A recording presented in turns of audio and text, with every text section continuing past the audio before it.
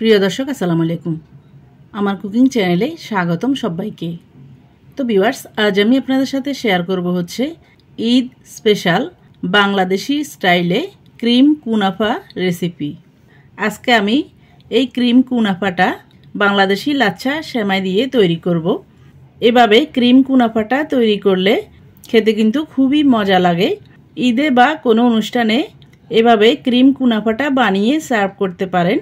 দেখবেন মেহমানরা কিন্তু খুবই খুশি হবে আর ফ্যামিলির সবাইও খেয়ে কিন্তু খুবই প্রশংসা করবে। তো ভিউয়ার্স, চলুন দেখে নেওয়া যাক কীভাবে আমরা বাংলাদেশি স্টাইলে ক্রিম কুনাফাটা তৈরি করব। ক্রিম কুনাফা তৈরি করার জন্য আমি এখানে মিক্সিং বলে নিয়ে নিয়েছি 2 প্যাকেট লাচ্ছা সেমাই। এরপর আমি এখানে দিয়ে দেব 3 টেবিল স্পুন পরিমাণ বাটার। এখানে আমি বাটারটাকে রুম টেম্পারেচারে রেখে একদম নরম করে নিয়েছি। এরপর আমি বাটারটাকে সেমাইয়ের সাথে ভালো করে মেখে নেব।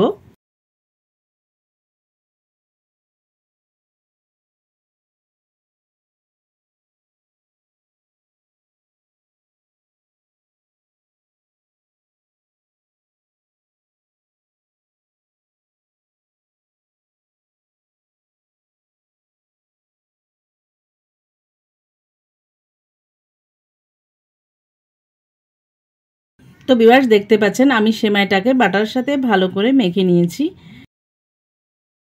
এরপর আমি ক্রিমটাকে তৈরি করে নেব। নিয়ে নিয়েছি 1 লিটার লিকুইড গরুর দুধ। এরপর আমি এখানে দিয়ে দেব হাফ কাপ পরিমাণ ব্রাউন সুগার। এরপর দিয়ে দেব 3 টেবিল স্পুন পরিমাণ কর্নফ্লাওয়ার। এখানে আমি ঠান্ডা দুধের মধ্যে এই সবগুলো উপকরণ ভালো করে মিশিয়ে নেব।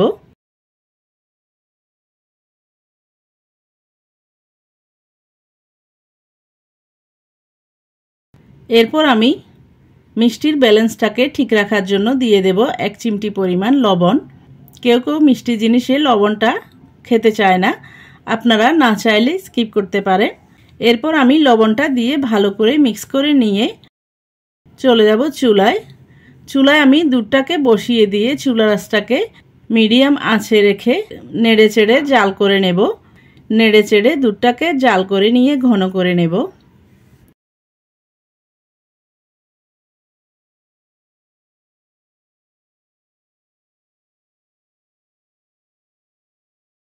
তো ভিউয়ার্স, দেখতে পাচ্ছেন দুধটা আমাদের ঘন হয়ে গিয়েছে। এ পর্যায়ে আমি দিয়ে দেব ডানো ফ্রেশ ক্রিম।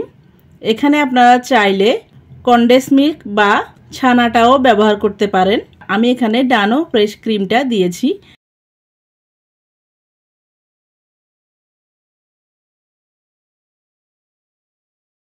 এরপর আমি চুলা আঁচটাকে একদম মিডিয়াম থেকে কম আঁচে রেখে জাল করে নেব আর নেড়ে চেড়ে ক্রিমটাকে মিক্স করতে করতে ঘন করে নেব। তো ভিউয়ার্স, এখানে চুলার আঁচটাকে মিডিয়াম আঁচে রাখতে যাবেন না, তাহলে কিন্তু ক্রিমটা পাতিলের তলায় লেগে যাবে। এজন্য চুলার আঁচটাকে মিডিয়াম থেকেও কম আঁচে রাখতে হবে। তো ভিউয়ার্স, দেখতে পাচ্ছেন আমাদের ক্রিমটা তৈরি হয়ে গেছে। ক্রিমটা একদম ঘন হয়ে গিয়েছে। এই পর্যায়ে আমি ক্রিমটাকে চুলা থেকে নামিয়ে নেব।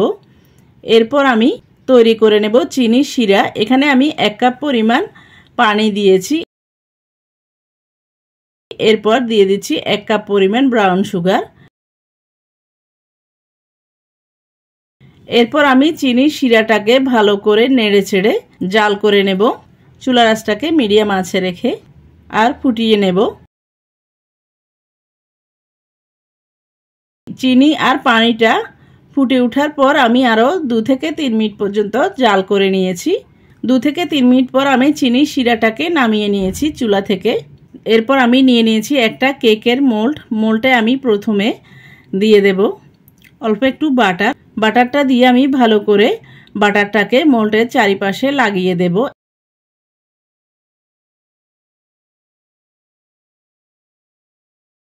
এরপর আমি দিয়ে দেব বাটার দিয়ে মেখে রাখা সেমাই। এখানে আমি অর্ধেক পরিমাণ সেমাই নিচের অংশে দিয়ে দিয়েছি।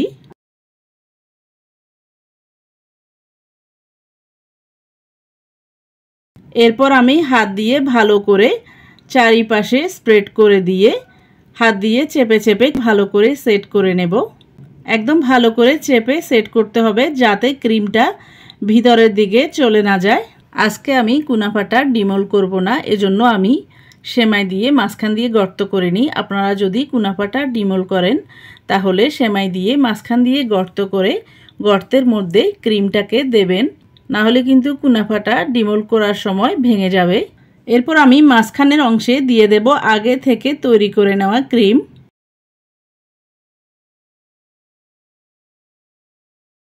এরপর ক্রিমটাকে দিয়ে আমি একটা চামচের সাহায্যে ভালো করে সেট করে নেব চারিপাশে।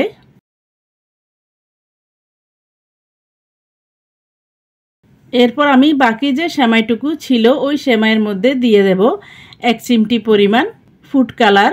এখানে আমি ফুড কালার হিসাবে জর্দা রংটা ব্যবহার করছি, আপনারা চাইলে এই ফুড কালারটা স্কিপ করতে পারেন। এরপর আমি উপরের অংশে বাকি অর্ধেক পরিমাণ সেমাই দিয়ে দেব। আর খেয়াল রাখবেন যাতে কোনো দিকে ফাঁকা অংশ না থাকে, তাহলেও ক্রিমটা বেরিয়ে আসবে।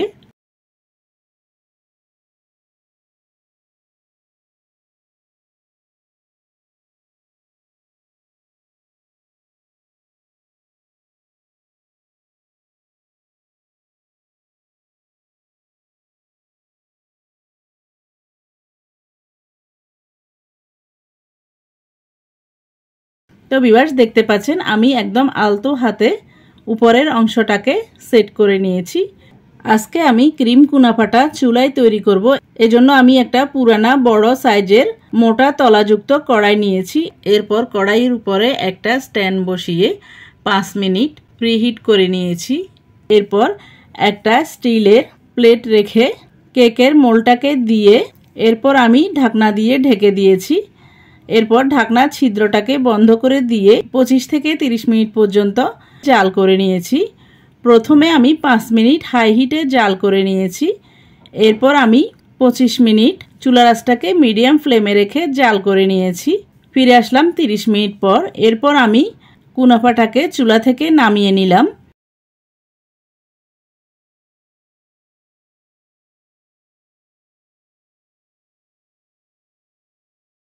এরপর গরম গরম থাকা অবস্থায় কুসুম গরম চিনির শিরাটাকে আমি সেমাইয়ের উপরে দিয়ে দেব।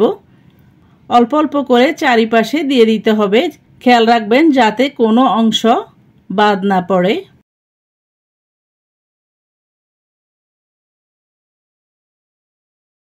তো ভিউয়ার্স দেখতে পাচ্ছেন আমি সেমাইয়ের উপরে চিনির শিরাটাকে দিয়ে দিয়েছি। এরপর এটাকে এক পাশে রেখে আমি এই চিনির শিরাটা ভিতরে ঢোকার জন্য অপেক্ষা করে এই ফাঁকে আমি কিছু পেস্তা বাদাম ব্লেন্ড করে একদম গুঁড়ো করে নেব। এরপর চিনির শিরাটা যখন সেমাইয়ের ভিতরে চলে গেছে তখন আমি দিয়ে দেব আগে থেকে ভেজে নেওয়া সেমাই। আমি অফ ক্যামেরাতে এই সেমাইটাকে একটু ভেজে নিয়েছি, আপনারা না দিতে চাইলে স্কিপ করতে পারেন। আমি গার্নিশিংয়ের জন্য অফ ক্যামেরাতে এই সেমাইটাকে ভালো করে ক্রিস্পি করে ভেজে নিয়েছি। এরপর আমি এই ভেজে নেওয়া সেমাইটা দিয়ে গার্নিশিং করে দিলাম।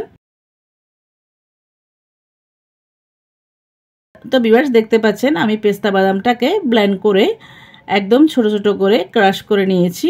এরপর আমি উপরের অংশে পেস্তা বাদামের গুঁড়ো দিয়ে গার্নিশিং করে দিচ্ছি দেখতে সুন্দর লাগার জন্য।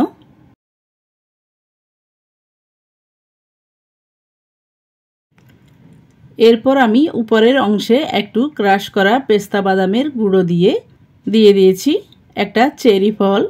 এরপর আমি চেরি ফলটা দিয়ে কুনাফাটাকে নর্মাল ফ্রিজে রেখে দেব। এরপর নর্মাল ফ্রিজে রেখে ঠান্ডা করে নেব। 1 থেকে 1.5 ঘন্টার জন্য আমি এই কুনাফাটাকে নর্মাল ফ্রিজে রেখে দিয়েছি। এরপর আমি কুনাফাটাকে কেটে নেব। আজকে আমি কুনাফাটা ডিমোল করব না, আমি মোল থেকে সরাসরি কেটে সার্ভ করে নেব। আমি প্রথমে কেক যেভাবে কাটে ওইভাবে একটা ছুরির সাহায্যে কুনাফাটাকে কেটে নেব। দেখতে পাচ্ছেন ক্রিম কুনাফাটা একদম পারফেক্টভাবে সেট হয়েছে। এরপর আমি কেকের স্টাইলে ক্রিম কুনাফাটাকে কেটে নিচ্ছি।